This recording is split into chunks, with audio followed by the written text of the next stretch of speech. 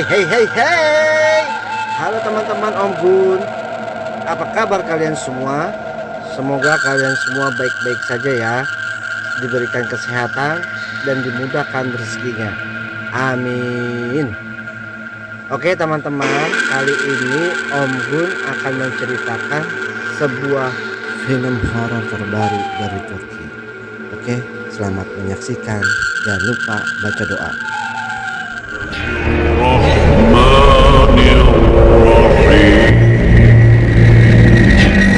Ini adalah alur cerita film horor paling menyeramkan. Mungkin dari kalian sudah mengenal dengan sesosok diktator kejam pada Perang Dunia Kedua. Hitler menganggap kalau bangsa Arya adalah ras pilihan.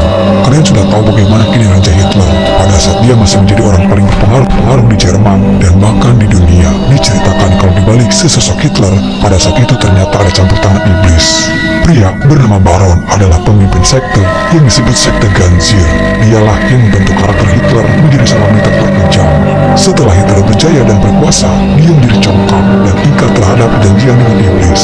Dan disinilah dimana sesosok makhluk yang bergelar iblis bisa ditipu oleh Hitler. Hitler memerintahkan pasukannya untuk membunuh semua para penyihir, dukun atau sekte-sekte sesat yang ada di Jerman. Ada salah satu yang selamat dan melarikan diri ke Turki, dan dia adalah si Baron itu sendiri.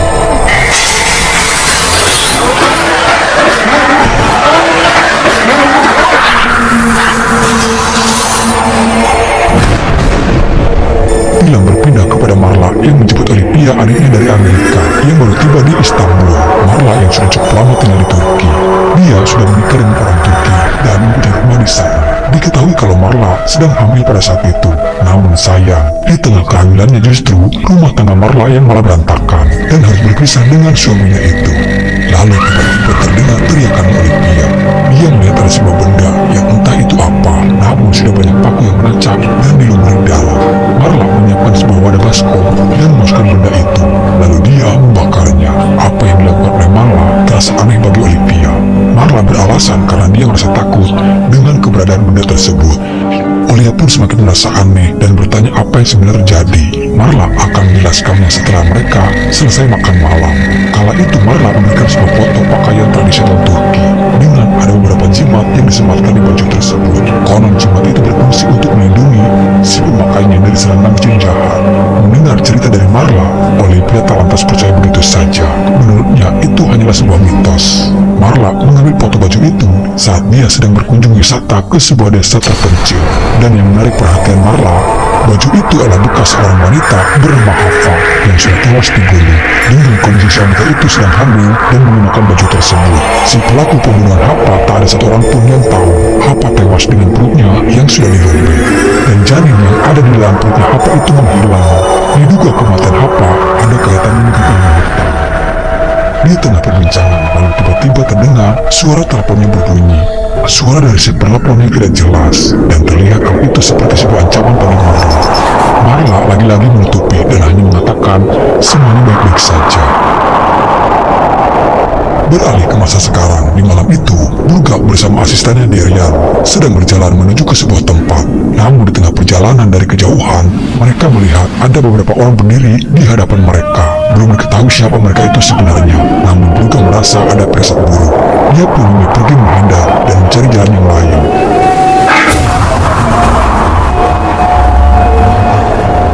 Sepuluh tahun kemudian, Baron mengirimkan pesan suara kepada Hitler, dan inilah dia pesan suara dari si Baron untuk Hitler.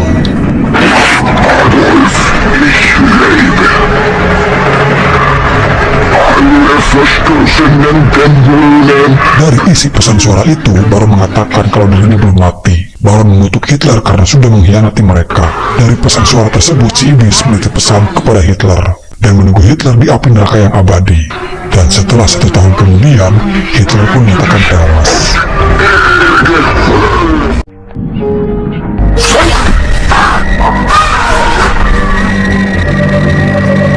Di malam itu, saat mereka sedang tertidur nyenyak, Marla terbangun karena mendengar ada suara-suara di luar kamarnya.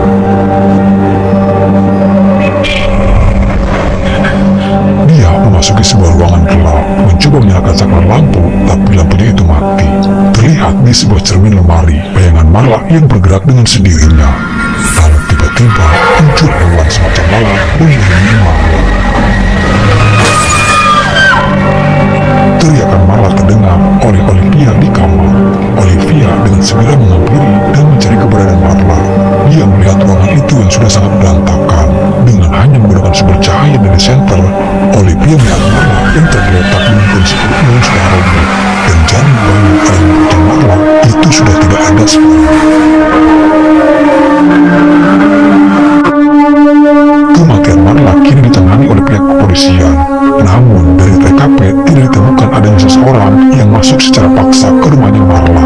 Tapi polisi masih dalam penyelidikan. Kematian Marla ada kemungkinan kaitannya dengan mantan suaminya, yaitu Moseni. Olivia juga menanyakan kepada polisi itu kematian Marla sama persis dengan kejadian terdahulu kematian gadis desa yang bernama Alfa. Pihak polisi pun akan menyelidiki pembunuhan Alfa kembali. Yang pasti semuanya itu ada kaitannya dengan yang dialami oleh Marla. Di sana dipertemu Emily dan Susan. Mereka yang adalah teman kedua Marla yang sama-sama menjadi guru bahasa di sekolah. Mereka terkaget tak menyangka dengan kejadian mengerikan yang menimpa kepada Marla. Dengan sudah banyak berbincang-bincang, Emily dan Susan yang baik menyarankan Olivia untuk tinggal di tempat Susan saja untuk sementara waktu, demi untuk keamanan Olivia daripada dia harus tinggal sendirian di rumahnya Marla. Dari sini Olivia mulai menceritakan awal mula kejadian sebelum Marla tewas. Mereka yang menemukan ada benda aneh yang tiba-tiba muncul, dan kala itu Marla mengatakan kalau itu adalah barang setan. Dia juga bercerita kisah seorang wanita desa yang bernama Alfa yang tewas, dan kematiannya sama persis dengan apa yang dialami oleh Marla sekarang. Namun Olivia sendiri tidak tahu desa mana yang dimaksud oleh Marla. Dan semenjak saat itu Olivia kini mulai diganggu oleh mimpi-mimpi buruk dengan kemunculan adanya sesosok wanita.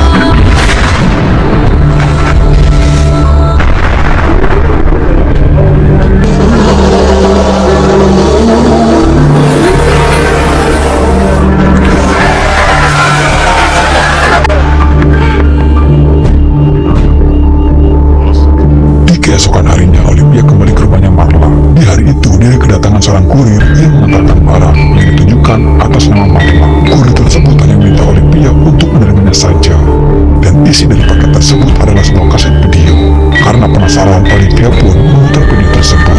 Sumpah guys, isi videonya itu yang bikin pusing di mata, dan memperlihatkan ada segerombolan orang-orang seperti sebuah sekte yang sedang melakukan ritual pemujaan iblis, dan ada beberapa orang yang menjadikan tumbal untuk persembahan mereka. Emily dan Susan pun melihat video itu. Dari video tersebut bisa disimpulkan kalau pembunuhan Alfa itu dilakukan oleh orang yang sama terhadap kematiannya Marla. Di sini Susan sebenarnya tidak setuju jika Olivia akan memiliki siapa yang mengirimkan video tersebut kepada Marla. Tapi Emily sepemikiran dengan Olivia, jika ini diserahkan kepada polisi hanya akan menunda-nunda waktu saja. Lebih baik mereka sendiri yang mencari tahu apa yang sebenarnya terjadi. Dari sejak itulah Emir dan Olivia mulai menyelidiki, mencoba untuk mengungkap semuanya. Saat mereka melacak siapa pengirim kaset video itu, dari alamat tersebut ternyata mereka diarahkan ke rumah mantan suaminya Marla, rumah yang sudah lama tak berpenghuni. Dan baru diketahui juga kalau mantan suaminya Marla itu sudah tewas karena bunuh diri. Layaknya sudah seperti rumah hantu. Mereka menemukan banyaknya bangkai-bangkai bergelantungan dan bau-bau yang sangat menyengat.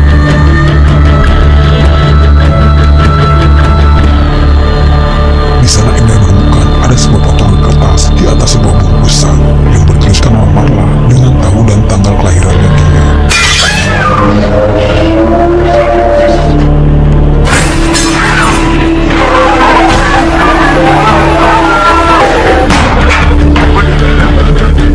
Karena dirasa tempat itu sudah sangat menakutkan dan adanya firasat buruk, mereka pun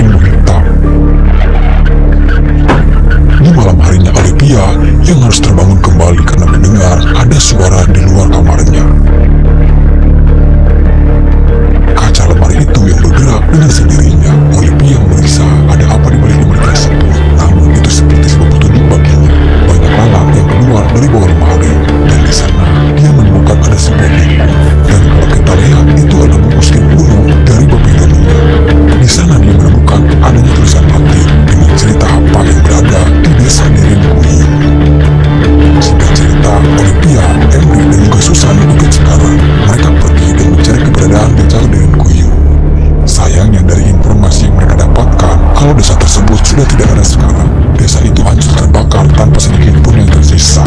Warga di sekitaran enggan untuk menceritakan soal apa yang terjadi, kenapa desa itu terbakar. Tapi jika mereka memaksa, mereka bisa menemui sepuh di desa itu yang masih hidup, yaitu seorang syekh yang bernama Syekh Abdul Rahim. Di sini mereka menceritakan kepada syekh itu soal kematian kakaknya Olympia, yaitu Marla, yang kematiannya sama apa yang dialami pada cerita dari Hafa.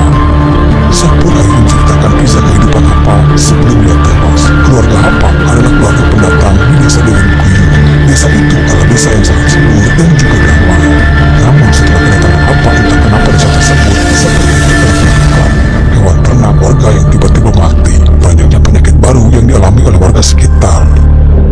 Hingga pada suatu malam, setelah habis sholat isya, Syekh yang dipanggil oleh ayahnya Hafa karena putrinya itu yang kini kerasukan jin.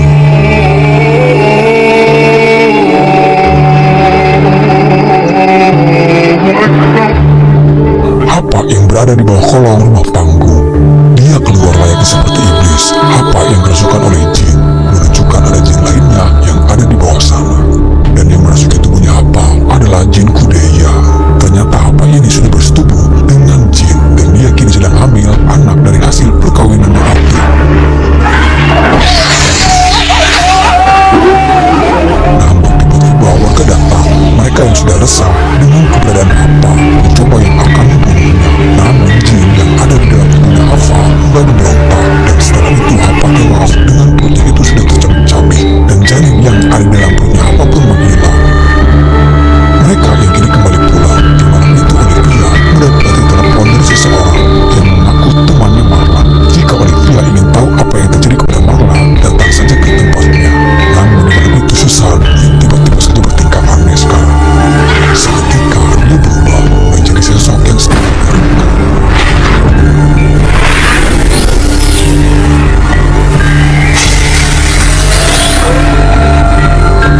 Lalu tak lama pun datang Emir melihat kondisi keadaan Olympia yang sudah tergeletak. Dia menunjukkan ke arah Susan yang ada di dalam kamar. Tapi kala itu Susan hanya terdiam di pojokan kamar dan seperti orang yang sangat ketakutan saat Emir menghampirinya. Di keesokan harinya Olympia bersama Emir menemui seseorang pria bernama Larry yang semalam dia meneleponnya. Dari sini mereka mendapatkan informasi kalau sebenarnya Marla adalah salah satu anggota sekte yang disebut sekte Ganzir, sekte pemuja iblis. Kalau di Indonesia ada pemuja setan, ini lebih tinggi lagi guys, yaitu pemuja iblis. Seperti di awal film, pria bernama Baron itu adalah pendiri dari sekte tersebut. Kata Ganzir sendiri diambil dari bahasa kuno Babilonia yang berarti gerbang bawah tanah, di mana jika manusia ingin masuk ke alam jin atau dimensi yang keempat harus masuk melalui pintu Ganzir. Berdirinya sekte tersebut sudah menjadi sebuah organisasi yang sangat besar di dunia. Bahkan Freemason Eropa, Turki, dan para penyihir ikut bergabung di bawah naungan sekte Ganzir. Tujuannya hanya untuk menjatuhkan Hitler kala itu. Namun Baron sadar untuk menjatuhkan Hitler yang sangat kuat pada saat itu, dia butuh bantuan para jin kafir, sampai dia menciptakan manusia setengah jin, dan makhluk itu yang disebut Magi, gabungan antara Anunnaki dan manusia. Sekte Ganzir merekrut banyak wanita karena mereka butuh tempat untuk memperbanyak keturunan jin dari hasil hubungan badan. Dan Larry juga menunjukkan bayi yang akan terlahir setelah berhubungan dengan jin. Tujuan terakhir si iblis memperbanyak keturunannya adalah tak lain dan tak bukan untuk mempersiapkan peperangan di akhir zaman yang sudah diramalkan akan datang. Seperti yang kita tahu guys, di mana saat itu Dajjal akan turun ke bumi. Tapi di sini Larry hanya bisa memberikan informasi sejarah dari sekte itu saja. Dia tidak tahu tata cara yang dilakukan oleh anggota sekte tersebut dalam melakukan ritualnya. Ada seorang yang mungkin bisa membantu Olympia untuk masuk lebih dalam lagi, dan bahkan Olympia bisa masuk ke dimensi para jin kafir berada. Seorang pastor yang bernama Burga. Di tempatnya Larry, dia menghubungi Burga, menceritakan soal Olympia yang mencari tahu soal sekte Ganzir. Mendengar hal itu pun Burga yang merasa terkaget.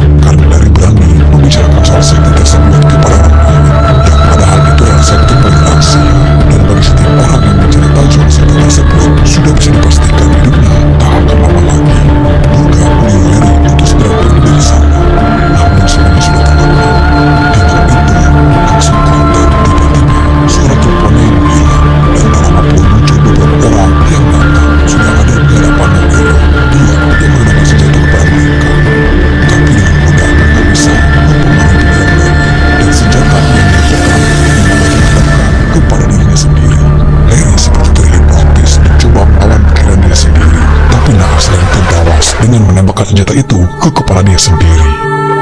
Tapi di malam itu semakin Olivia tahu banyak soal sekte tersebut, semakin dekat ancaman itu kepadanya. Bahkan Olivia mendapati telepon dari seseorang dengan mengatakan kalau dia sedang diawasinya sekarang. Olivia, dia yang dibawa ke dimensi iblis dan sudah berada di salah satu tempat di mana terlihat bayi-bayi iblis yang sudah terlahir. Tapi lama Olivia masih bisa tersadar kembali. Emir yang berada di sana mencoba untuk menenangkan dan menemani Olivia di malam itu. Namun di sana mereka yang hanya berdua, yang berawal dari curhatan Olivia tentang kehidupannya, hingga membuat dia merasa nyaman dengan Emir sampai godaan itu datang. Dan terjadilah di malam itu. Menjelang tengah malam, Emir terbangun. Dia yang keluar dari kamarnya Olivia. Lalu tak lama sesosok makhluk datang dan membawa Olivia dari sana.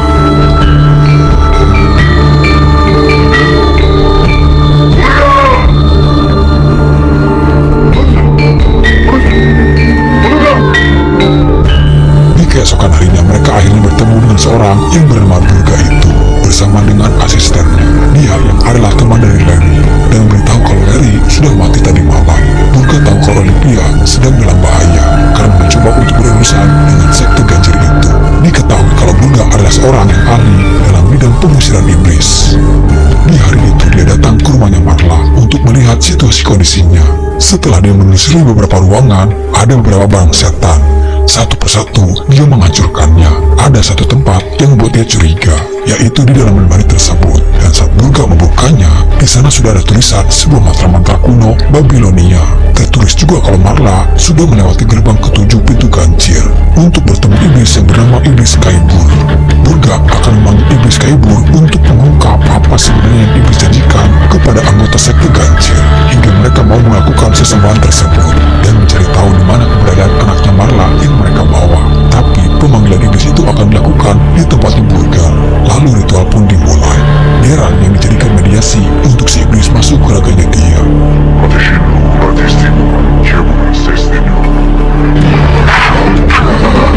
Dari pengakuan si iblis, anak Marla kini dirawat oleh jin, dan anak tersebut berada di sebuah tempat di mana Maji sekarang berada, yaitu di surganya setan.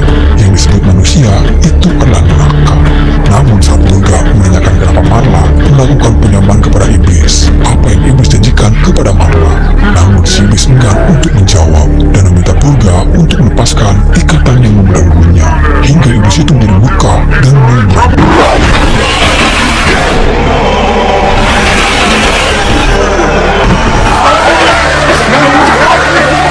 Si iblis menuliskan sesuatu di sana, dan dia seperti membisikkan sesuatu kepada Burga. Tulisan si iblis hanya bisa dibaca lewat pantulan dari cermin, dan kalau dibaca adalah What Child Is This? Olivia teringat sesuatu dengan tulisan itu yang pernah dia lihat di sebuah cover CD. Di balik cover CD juga ada tulisannya Marla kalau setan melahirkan dirinya sendiri, namun mereka tidak paham dengan arti kata tulisan tersebut. Jadi sebenarnya apa yang ditawarkan iblis kepada Marla? Lalu tiba-tiba Burga memperlihatkan lembar kabar itu kepada Olivia dan meminta kepadanya apa yang dia lihat. Begitupun Burga memperlihatkan lembar itu kepada Emir, namun Emir hanya terdiam saja seperti orang yang ketakutan.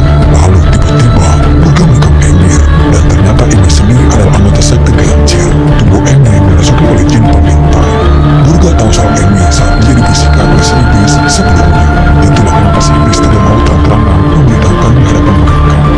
Dan di sini semuanya terungkap kalau Marla sengaja mengajak Olivia untuk datang ke Turki karena Marla dan Emir akan menjadikan Olivia menjadi bagian dari mereka. Karena anggota sekte harus diperbanyak anggota wanita agar mereka terus berkembang. Burga menjelaskan kalau jin itu bisa lahir dari rahim manusia dengan cara mereka akan bersetubuh dengan pria yang sudah dikuasai oleh jin sepenuhnya. Namun mendengar penjelasan itu, Olivia terkaget karena dia sendiri pernah berhubungan dengan Emir sebelum kematiannya. Semuanya sudah terlambat. Cara satu-satunya untuk menyelamatkan Olivia agar tidak menjadi bagian dari mereka, Burga harus melakukan ritual kembali untuk bisa masuk ke dimensinya para jin jahat.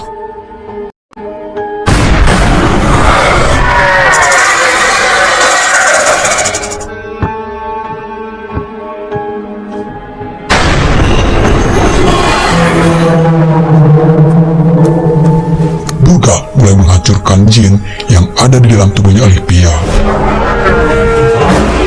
dan segera membawa Olivia kembali. Tapi di sana terlihat kalau Susan juga adalah bagian dari mereka bersama Emir, Deran yang kini menjadi tawanan mereka sekarang.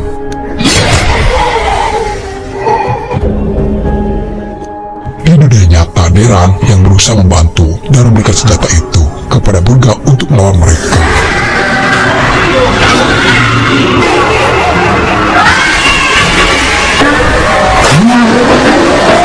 Dan akhirnya Burga berhasil menghancurkan si iblis dan berhasil kembali ke dunia nyata bersama Olivia. Tak lama kemudian pihak dari kepolisian datang dan mengepung mereka di sana. Burga dan Diran ditangkap karena dituduh telah membunuh Emir dan melakukan ritual sesat di tempat itu. Namun ternyata Burga tahu pimpinan dari kepolisian itu adalah bagian dari mereka juga. Dia yang menjadi salah satu anggota sekte Ganjil.